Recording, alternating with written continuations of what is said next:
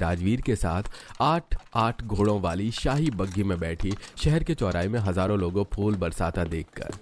ये सब लोग मुझे देखने आए हैं, मैं अचानक से इतनी खास कैसे हो गई?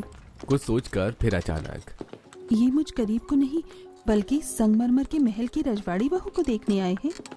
हजारों लोगों को अपने ऊपर फूल बरसाता देखकर पूजा खुशी से फूली नहीं समा रही थी, लेकिन बग्घी के पीछे जोधपुरी कोट पहने और पगड़ी बांधे अपने पति पृथ्वीराज के साथ रजवाड़ी साड़ी पहने पैदल चल रही अग्नि लोगों की भीड़ को देखकर, मैं अपनी सासू माँ की वजह से कहाँ इन गरीबी और फटीचरों के बीच जाकर फंस गई हूँ। अरे धीरे बोलिए, कहीं कोई सुन न ले। वहीं पास खड़े दिनेश और रोहन अग्नि की बातें सुनकर, अरे महारानी साहिबा की बड़ी बहू कितनी घमंडी है, गरीबों को कुछ समझती ही नहीं है। अरे वो घमंडी तो होगी ही ना, बड़े रजवाड़ी खानदान की बेटी और बहू जो है।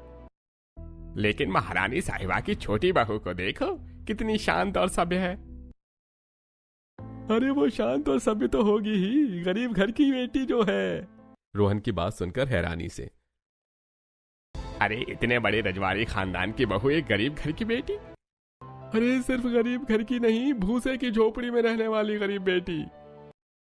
आखिर ऐसी क्या वजह थी जो रजवाड़ी खानदान ने एक गरीब घर की बेटी को अपनी बहू बनाया? अरे लगता है तुम इस शहर में नए हो, तुम्हें बताना ही पड़ेगा कि क्यों और कैसे भूसे की बनी झोपड़ी में रहने वाली संगमरमर के महल की बहू कैसे बनी।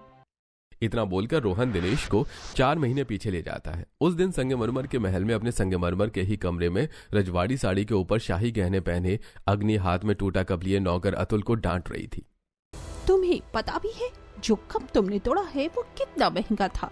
तुम्हारी 7 पुश्ते जिंदगी भर नौकरी करके भी एक कप नहीं खरीद सकती। अग्नि को गुस्से में देखकर अतुल उसके पैरों में गिरकर, मुझे माफ कर दीजिए